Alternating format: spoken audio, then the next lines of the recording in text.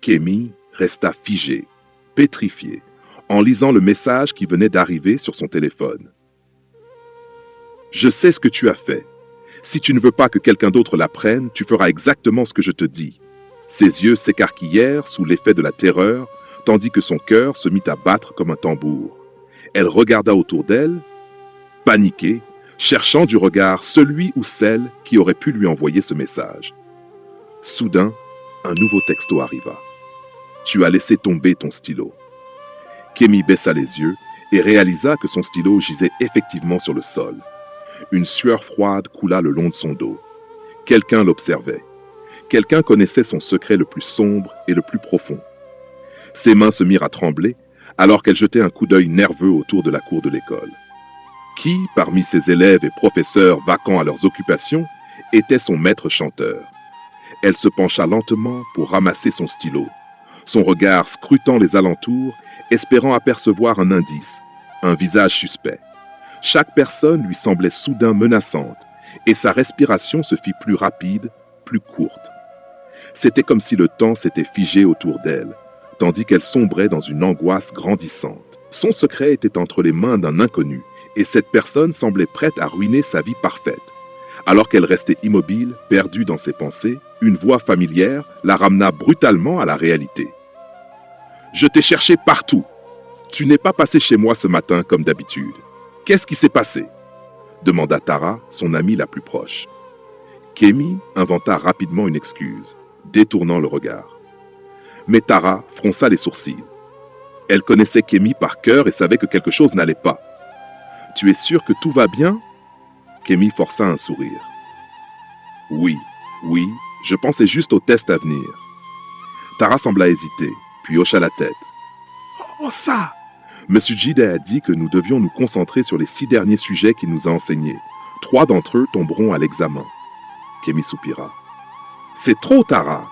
Il aurait dû limiter à 4 ou 5. » Elles se dirigèrent vers leur classe, discutant du test. Mais l'esprit de Kémy était ailleurs.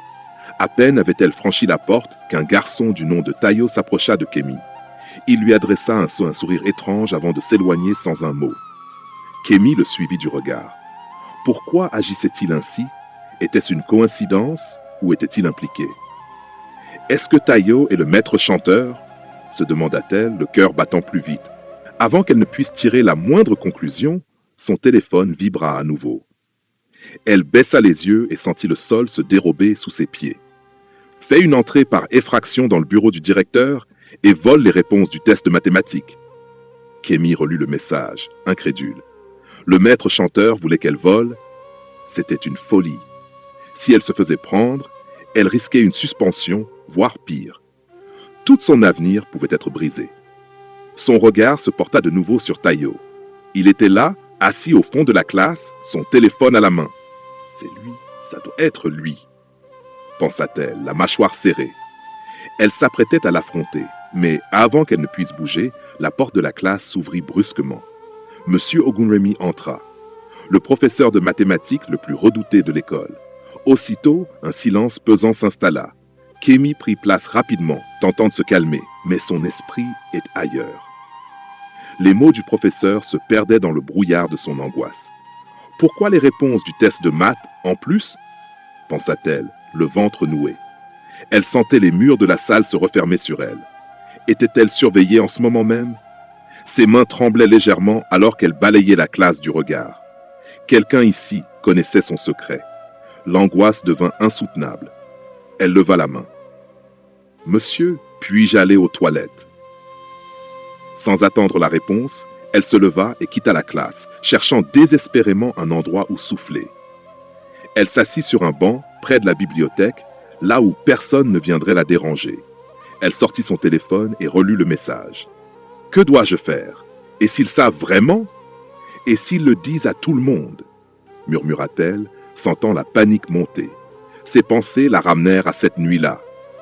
Celle qu'elle avait tenté d'oublier. Celle qu'elle pensait enterrer à jamais. Mais quelqu'un savait. Et cette personne jouait avec elle. Son téléphone vibra encore. « Tic-tac, Kémy, l'horloge tourne. Tu es prête ou je commence à parler ?» Le souffle coupé, elle tapota rapidement une réponse, les doigts tremblants. Pourquoi fais-tu ça? Que veux-tu de moi? La réponse arriva instantanément. Je veux que tu souffres comme moi j'ai souffert. Suis mes instructions maintenant, ou toute l'école connaîtra ton petit secret. Un frisson parcourut Kémy. Elle n'avait plus le choix. Lorsque la cloche sonna pour la pause déjeuner, elle savait ce qu'elle devait faire. Les élèves envahirent les couloirs, insouciants, riant, discutant. Pendant ce temps, Kémy se fraya un chemin discrètement, le cœur battant la chamade, le bureau du directeur. La porte était toujours verrouillée. Il ne laissait jamais traîner ses clés. Mais à sa grande surprise, elle la trouva légèrement entr'ouverte. Elle hésita. Et si c'était un piège? Elle jeta un dernier regard derrière elle, puis entra doucement, retenant son souffle. Là, dans un coin du bureau, se trouvait un classeur verrouillé. Un nouveau message arriva. Vérifie le tiroir du bureau. Kémy ouvrit le tiroir avec précaution et trouva une petite clé. Son cœur battait à tout rompre alors qu'elle la glissait dans la serrure du classeur. Un déclic. Elle ouvrit lentement le tiroir et découvrit la feuille de réponse du prochain test de mathématiques. Les mains de Kémy tremblaient violemment, comme si une vague glaciale parcourait son corps. Elle resta figée, sous le choc, incapable de détacher son regard de la feuille de réponse. Un nouveau message s'afficha sur son téléphone. « Garde la feuille de réponse dans ton sac. » L'étranger savait exactement ce qu'elle faisait, où elle était, et cela lui glaçait le sang. La peur lui serra la gorge alors qu'elle enfouissait précipitamment le document dans son sac. Ses doigts tremblaient en refermant le classeur, s'assurant qu'il était verrouillé. Elle ne pouvait pas prendre le risque d'être surprise ici. Se forçant à garder son calme, Kémy jeta un dernier regard autour d'elle avant de sortir discrètement du bureau du directeur. Son cœur battait à tout rompre alors qu'elle avançait dans le couloir désert, essayant de reprendre son souffle. Mais une sensation étrange l'envahit. Quelqu'un l'observait. Elle ralentit le pas et balaya du regard les alentours, les nerfs à vif. Puis son regard se posa sur une silhouette appuyée contre le mur, un téléphone à la main. Il la fixait, un sourire énigmatique sur les lèvres. Un frisson glacial lui parcourut l'échine. Est-ce lui? Est-ce vraiment lui le maître chanteur? La peur céda place à la détermination. Elle devait savoir. Prenant une profonde inspiration, Kémy décida de suivre Tayo, restant à distance pour éviter d'attirer son attention. Il avançait tranquillement, passa devant le bureau du directeur, jeta un regard par-dessus son épaule, puis disparut dans une salle de classe vide. Kémy s'approcha prudemment. Son cœur battait si fort qu'elle avait l'impression qu'il résonnait dans tout le couloir. Elle posa une main tremblante sur la porte et la poussa légèrement. À l'intérieur, Tayo faisait les 100 pas, son téléphone toujours fermement serré dans sa main. Il semblait nerveux. Kémy n'hésita plus. Elle entra et referma la porte derrière elle. « Tayo, je sais ce que tu fais. »« Pourquoi fais-tu ça ?» lança-t-elle, tentant de masquer la peur dans sa voix. Tayo se figea, les yeux écarquillés. Mais avant qu'il ne puisse répondre, le téléphone de Kémy vibra à nouveau. Elle baissa les yeux et sentit son sang se glacer. « Tayo n'est pas ton maître chanteur. Il est ma marionnette, tout comme toi. » Le sol sembla se dérober sous ses pieds. Le vrai maître chanteur était toujours dans l'ombre. Les pensées de Kémy s'emballèrent. Qui pouvait la haïr au point de vouloir la détruire ainsi? Jemila. La fille à qui elle avait offert une boîte remplie de déchets en guise de cadeau d'anniversaire? Folu. Celle qu'elle avait accusée à tort d'avoir vandalisé le laboratoire de sciences? Yémissi. La fille à qui elle avait rasé la tête pendant qu'elle dormait en classe? Les possibilités étaient infinies, parce que Kémy avait toujours été une tyran. De retour en classe, elle observa Jemila, Folu et Yémissi en pleine discussion. Son regard se durcit. Quelle coïncidence, pensa-t-elle, les soupçonnant immédiatement d'être derrière ce chantage. Tara, sa meilleure amie, remarqua son air préoccupé et fronça les sourcils. « Ça va, Kémy? Tu as l'air ailleurs. » Kémy hésita. Pendant un instant, elle voulut tout lui dire, mais elle ne pouvait pas. Son secret devait rester enterré. Alors, elle força un sourire et inventa une excuse. « Je pensais juste qu'elle parlait de moi. » Tara rit. « Tu es paranoïaque. D'ailleurs, je voulais te prévenir. J'ai un rendez-vous chez le médecin cet après-midi, alors je partirai à midi. Ne m'attends pas après les cours. » Kémy hocha la tête machinalement, mais son esprit était ailleurs. Puis son téléphone vibra à nouveau. Elle lut le message et sentit son cœur se serrer. « Détruis Tara, sinon je te détruis. Plante les réponses volées dans son casier. » Kémy écarquilla les yeux. « Non, pas Tara. » Le maître chanteur voulait qu'elle sacrifie la seule personne en qui elle avait confiance. Elle leva lentement les yeux vers Tara, qui lui souriait, totalement inconsciente du piège qui se refermait sur elle. Kémy se sentait prise au piège.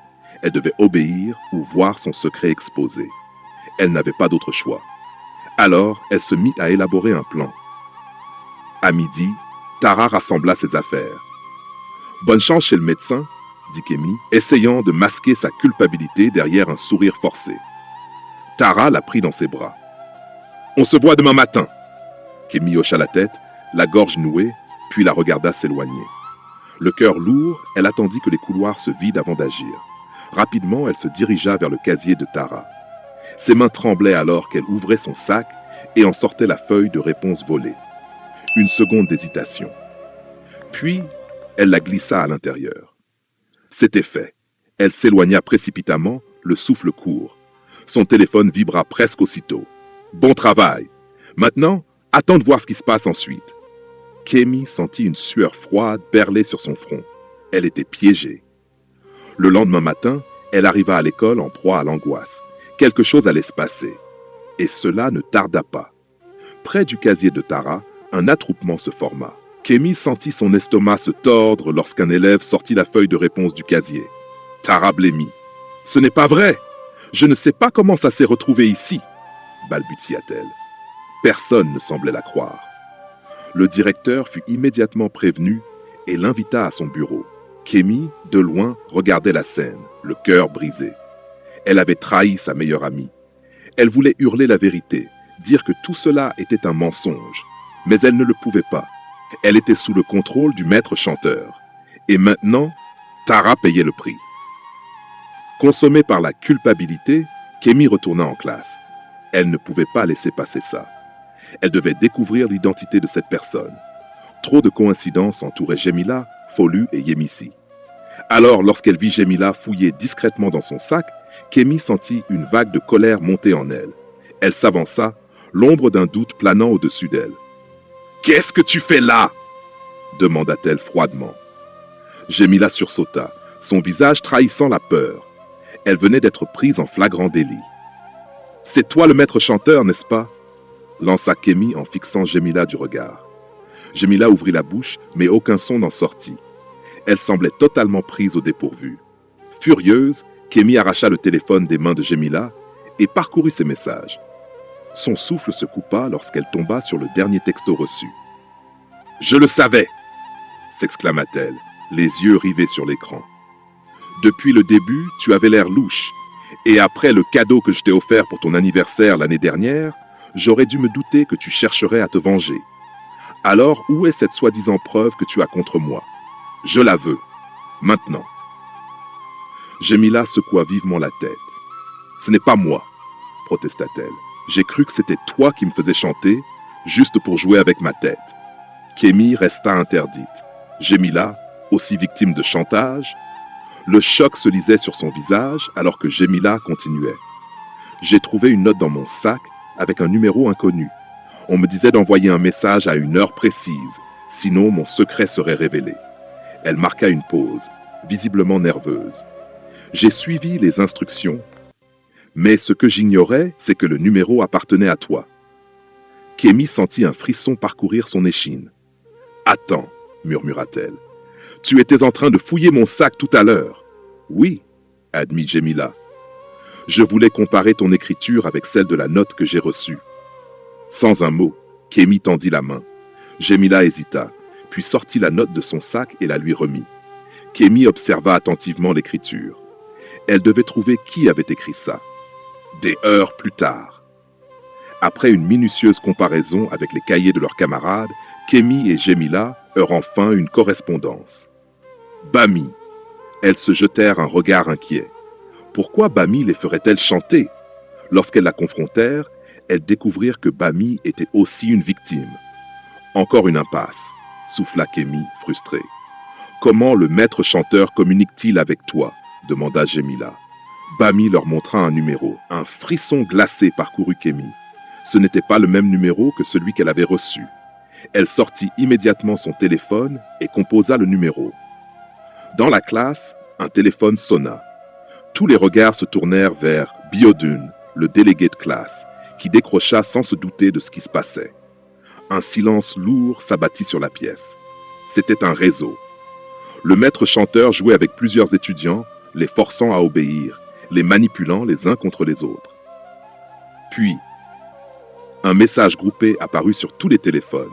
Tayo venait de confesser. « C'est moi, je suis le maître chanteur. » Un murmure d'incrédulité parcourut la classe. Kémy sentit son sang bouillir. Tayo? C'était donc lui? À ce moment-là, Tara entra dans la classe pour récupérer son sac. Les larmes aux yeux, elle s'approcha de Kémy et la serra dans ses bras. « J'ai été suspendue 2 semaines, murmura-t-elle. Kémy sentit son cœur se serrer. Elle avait détruit la vie de sa meilleure amie, et tout ça à cause de Tayo. Elle tourna la tête vers lui, prête à l'affronter. Mais il avait déjà disparu. Pas question qu'il s'en tire comme ça. L'heure suivante, alors que Kémy se remettait à peine de ses émotions, la porte de la classe s'ouvrit brusquement. Le directeur entra, furieux. « Kémy, dans mon bureau. Maintenant. » Son cœur se mit à tambouriner dans sa poitrine. Que savait-il? D'un pas hésitant, elle le suivit. Dès qu'elle entra, il la fixa longuement avant de pousser un profond soupir. « Je suis déçu, Kémy. » Son souffle se coupa. « Pourquoi ?» demanda-t-elle d'une voix tremblante. Le directeur baissa les yeux sur son téléphone, puis le tourna vers elle. « Des photos. » Son cœur manqua un battement. « Quelles photos ?» pensa-t-elle, terrifiée. Son esprit tourbillonna. Était-ce ces photos? L'événement de l'autre soir? Elle sentit son monde s'effondrer. « Tu es suspendu indéfiniment, » déclara le directeur. Les mots résonnèrent dans sa tête comme un coup de massue. Pénétration par effraction, vol des réponses du test et avoir piégé une élève innocente, poursuivit-il. Kémy ferma les yeux. Elle aurait pu gérer cette suspension, mais ce qui la terrifiait le plus, c'était que son secret n'était toujours pas en sécurité. Quelques heures plus tard, Kémy se trouvait dans un bidonville à la périphérie de la ville. On lui avait dit que Tayo vivait ici. Elle n'avait jamais mis les pieds dans un endroit pareil. Après avoir demandé à plusieurs personnes, on la dirigea vers une petite maison près des marais. Elle frappa. La porte s'ouvrit. Tayo la fixa, stupéfait. « Qu'est-ce que tu fais ici ?» balbutia-t-il. Kémy entra sans attendre d'invitation. « As-tu quelque chose à me dire ?» demanda-t-elle, croisant les bras. Tayo détourna le regard, nerveux. Puis, il lui tendit son téléphone. Un message s'affichait sur l'écran. « Avoue que tu es le maître chanteur, ou tous tes secrets seront révélés. » Kémy sentit son souffle se bloquer. Quelqu'un au-dessus de Tayo tirait encore les ficelles. Elle nota le numéro et se dirigea immédiatement vers une boutique. Elle acheta une nouvelle carte SIM et appela. Une voix faible répondit. « Qui est-ce » Le téléphone glissa des mains de Kémy. Elle savait qui c'était. D'une main tremblante, elle appela Tara. « Où es-tu » demanda-t-elle, la panique dans la voix. « Chez moi ?»« Pourquoi ?»« J'arrive.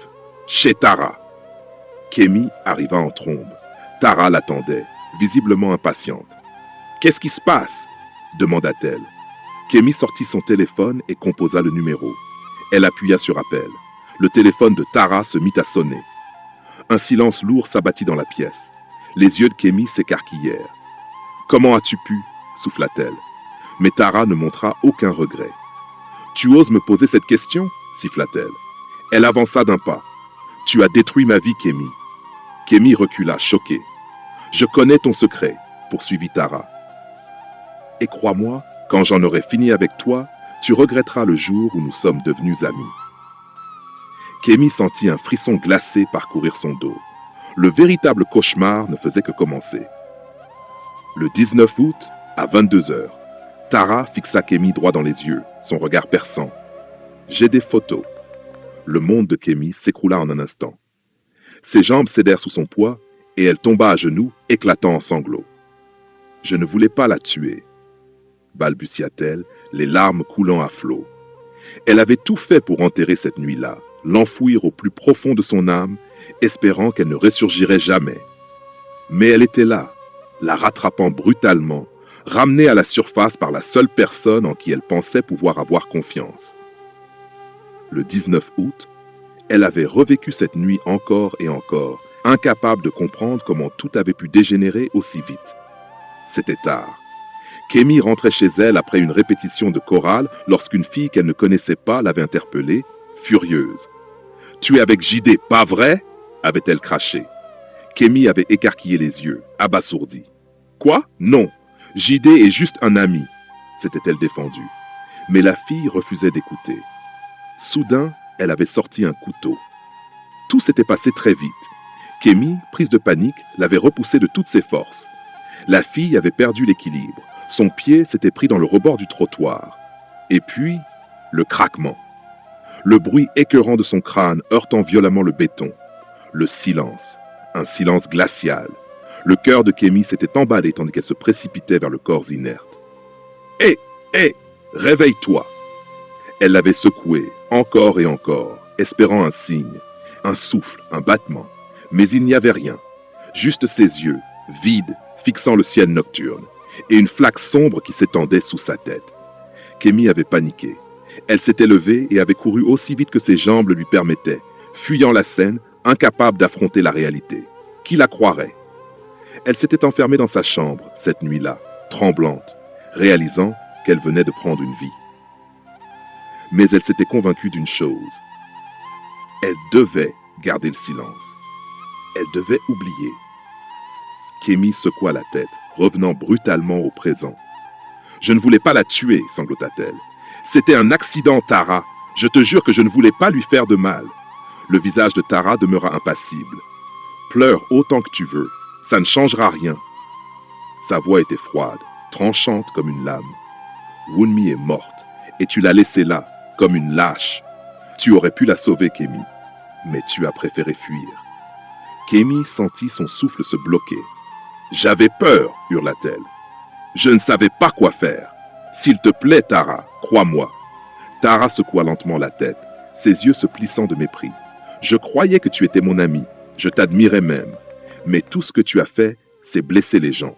Tu les rabaissais, les humiliant pour le plaisir. » Sa voix se brisa légèrement lorsqu'elle ajouta « Wunmi était ma cousine. » Le sol sembla se dérober sous les pieds de Kémy. Elle avait vu Tara pleurer pendant des mois après sa mort. Mais elle n'avait jamais su. Tara serra les poings. « Tu sais ce qui est le plus ironique ?» Elle laissa échapper un rire amer. « Ce soir-là, Wunmi est venue chez moi, furieuse. Elle disait qu'une fille s'en prenait à son petit ami et qu'elle comptait lui donner une leçon. J'ai tout fait pour l'en dissuader. Mais elle n'a pas voulu m'écouter. » Kémy sentit un frisson glacial lui parcourir l'échine. « Je l'ai suivi, » continua Tara. « J'étais caché dans un coin. J'ai tout vu. » Son regard s'assombrit. Ce n'est qu'après que j'ai réalisé que la fille qu'elle voulait affronter, c'était toi. Kémy couvrit sa bouche de ses mains. Tara inspira profondément, puis déclara d'une voix tranchante « J'ai pris des photos cette nuit-là. Elles me rappellent chaque jour le démon que j'avais pour ami. » Kémy s'effondra. « S'il te plaît, Tara, je ferai n'importe quoi. Mais ne ruine pas ma vie. Je suis désolé. Je suis tellement désolé. » Elle se traîna jusqu'au pied de Tara, mais cette dernière ne broncha pas. « Désolé ne ramènera pas Wunmi. » Sa voix était empreinte d'un chagrin profond. « Tu as détruit nos vies, Kémy. Et maintenant, tu me supplies de ne pas ruiner la tienne ?» Kémy sentit une douleur écrasante lui transpercer la poitrine. Mais elle savait que Tara avait raison. Elle savait ce qu'elle devait faire. Elle se releva, les larmes coulant toujours sur son visage, et déclara d'une voix tremblante « Je vais avouer. » Tara cligna des yeux, surprise. « J'irai voir la famille de Wunmi.